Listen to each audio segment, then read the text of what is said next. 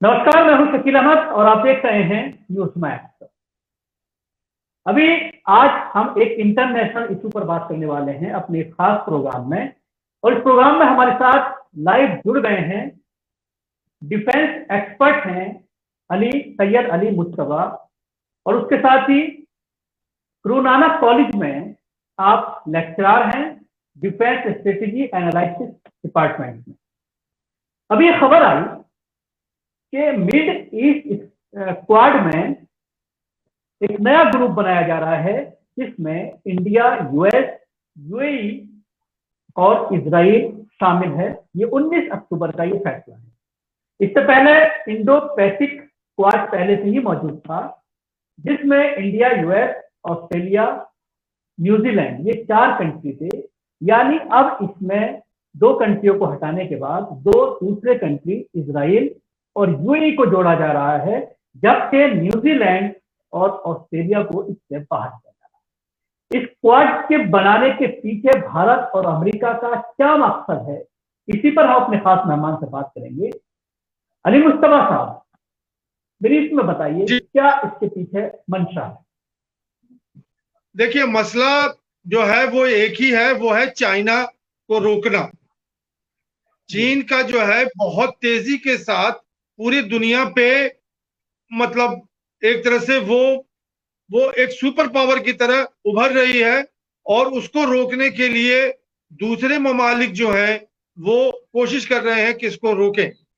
Indo Pacific में एक बहुत बड़ा भूचाल आया हुआ है, जहां पे चाइना अपनी अपनी जो है शक्ति दिखा रहा है, और उसको रोकने के लिए इंडिया, यूएस, ऑस्ट्रेलिया और न्यूजीलैंड ने मिलकर करके एक क्वाड का संगठन किया है जो चल रहा है। अब ये नया क्वाड जो है वो खाड़ी के देशों में चल रहा है, बन गया है, जो कि 19 अक्टूबर 2021 को उसकी संगठन हुई। इसका भी वही मीनिंग है, इसका भी वही मतलब मकसद है कि चाइना को खाड़ी के देशों में एंटर होने के लिए, या वहां पे इनको वो वाटर को मतलब उसके समुद्र में वो अपनी जगह ना बनाए, इसको रोकने के लिए ये चारों देश मिले हैं। तो जो ऑलरेडी पहले से एक कोड मौजूद है वो एडिटिव रहेगा, ये एक नया कोड बनाया गया? जी, वो दोनों अलग अलग जगह हैं। ये जो है यहाँ पे इंडियन ओशियन और मेडिटेरेनियन में है, वो पैसिफिक ओशियन में है। दोनों में बहुत बड़ा अंतर है, बहुत बहुत लंबा फासला है। वो वहां के लिए है, जो वहां की जो कंट्री है ऑस्ट्रेलिया और न्यूजीलैंड, वो पैसिफिक से नजदीक है, और इंडिया भी पैसिफिक से नजदीक है। और इंडिया के साथ ये है कि ये दोनों के बीच में है, इधर भी जा सकती है, उधर भी जा सकती है। तो इंडिया का बहुत ही स्ट्रेटेजिक मतलब मुकाम है ज्योग्राफी के हिसाब से। तो इसमें जिस तरह से इजराइल को भी शामिल किया गया है और यूएई को भी शामिल किया गया है, तो इसको किस तरह से देखते हैं, यूएई का इसमें आना और इजराइल को शामिल करना? यही जो है एक बहुत बड़ा इसके अंदर पेच है कि इजराइल जो है वो यूएई के साथ है, और इसका परिप्रेक्ष्य ये है कि 1 साल हो गए, एक अब्राहम अकॉर्ड साइन हुआ था 2020 में अगस्त में, जो कि पिछले ट्रंप एडमिनिस्ट्रेशन ने प्रेशर डाल करके यूएई के ऊपर और बहरीन के ऊपर, ये दोनों मुल्क ने इजराइल के साथ संधि की थी, और इनको कहा था कि अब आप जो है अब्राहम अकॉर्ड साइन कीजिए। तो उसका 1 साल होने को आ गया है।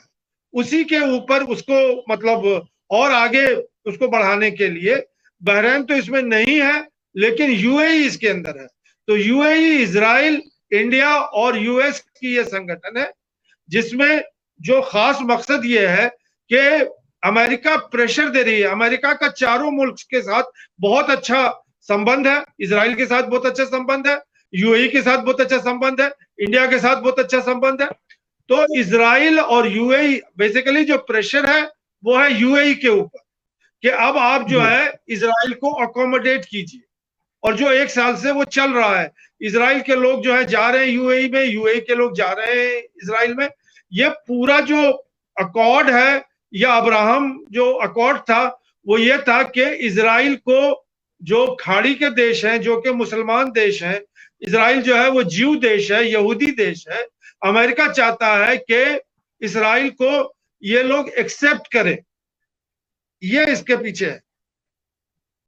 तो इसका पूरा मिडिल ईस्ट में किस तरह से असरात पड़ सकते हैं? सिर्फ यूएई का इसमें शामिल करना, और उसके अलावा अगर बड़े कंट्रीज में देखा जाए, सऊदी अरब कहीं ना कहीं इसमें उसको शामिल नहीं किया गया है, तो किस तरह के असरात पूरे खाड़ी देशों पर पड़ सकते हैं? जी, ये बहुत बड़ा सवाल है, क्योंकि जहां यूएई है और जहां यूएस है, तो वहां सऊदी अरेबिया भी होगा। तो सऊदी अरेबिया ने, मतलब वो स्क्वाड में नहीं है। वो क्यों नहीं है? वो उसकी अपनी अपनी सबब है। लेकिन बैकडोर से, पीछे के रास्ते से जो सऊदी अरेबिया है, उसे अमेरिका फोर्स करेगा कि आप क्वाड को मतलब मदद कीजिए। वो बहुत बड़ा है। और वो अगर मदद करेगा तो उसकी मदद जो है वो एंटी इस्लामिक होगी। उसकी मदद जो है वो एंटी इस्लामिक होगी सऊदी अरेबिया। और सऊदी अरेबिया जो है वो इस्लामिक देशों का रहनुमा है। पूरी दुनिया जो इस्लामिक वर्ल्ड है, 50 मुल्क से ऊपर है, वो सऊदी अरेबिया को अपना रहनुमा मानती है। और वो जब इसराइल से दोस्ती कर लेगा तो उसकी तो जो जगह है वही खत्म हो जाएगी। और उधर तुर्की जो है वो बैठा हुआ है कि कैसे सऊदी अरेबिया को निकाले और इस्लामिक देश की जो जो अगुवाता है या उसकी जो वो है, उसको हम फिर से बहाल करें, जो 1921 वर्ल्ड वॉर पहले से थी, जब वो खिलाफत था। खिलाफत के टाइम सऊदी अरेबिया नहीं थी। सऊदी अरेबिया हिंदुस्तान मुसलमानों की जो जो जो जो जो मतलब जिसका सरबराह था वो तुर्की था, जो खलीफा होता था। वो खिलाफत जो है अंग्रेजों ने खत्म कर दिया 1921 में। और उसके बाद से उन्होंने ही सऊदी अरेबिया को आगे बढ़ाया। और सऊदी अरेबिया ने फिर आकर के इस्लामिक ममालिक का जो है सदारत अपने हाथ में कर ली। तो ये बहुत बड़ा ही मतलब एक बहुत बड़ा अहम फैसला होगा। अगर सऊदी अरेबिया अमेरिका को रिफ्यूज करता है तो भी परेशानी है, क्योंकि अमेरिका अगर अपना हाथ खींच लेता है सऊदी अरेबिया से तो उनकी सिक्योरिटी खत्म हो जाएगी। और अगर वो साथ देता है इजराइल का तो अपनी उसकी बिसात खत्म हो जाएगी। तो ये बहुत बड़ा एक स्क्वाड से जो है मतलब, लेकिन सऊदी अरेबिया तो सामने नहीं आएगा, लेकिन पीछे से उसका हाथ हो सकता है कि क्वाड के ऊपर हो। ईरान को इसमें किस तरह से आप देखते हैं? क्योंकि सऊदी अरब का जिस तरह से आपने जिक्र किया, अगर देखा जाए तो सबसे बड़ा मुखालिफ सऊदी अरब का ईरान है। ईरान जो है वो तो कथित तौर पर अमेरिका का मुखालिफ है, तो वो तो कभी क्वाड को साथ नहीं देगा। दूसरी बात है कि अमेरिका का चाइना से संधि, ईरान का चाइना से संधि है, जो अमेरिका, ईरान और चाइना जो है वो एक साथ है। वो तेल और उसमें वहां उनका इन्वेस्टमेंट हो रहा है चाइना का ईरान में। तो वो तो कभी नहीं देखेंगे मतलब क्वाड को आगे बढ़ते हुए। वो तो जो भी कुछ होगा उसको तोड़ने के लिए और उसको वो करने के लिए वो काम करेंगे। तो ईरान जो है वो तो मतलब उसके खिलाफ ये क्वाड एक तरह से बन रहा है, क्योंकि ईरान और चाइना की एक्सिस है वहां पे।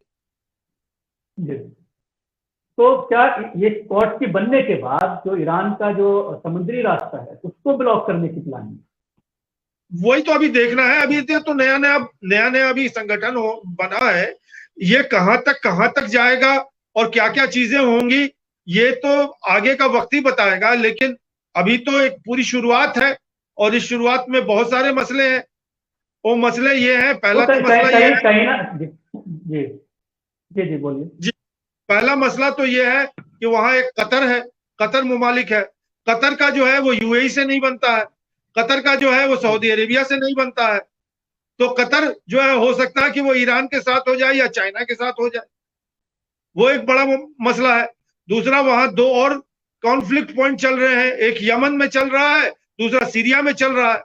उन दोनों में भी जो है दोनों अलग अलग कैंप में है।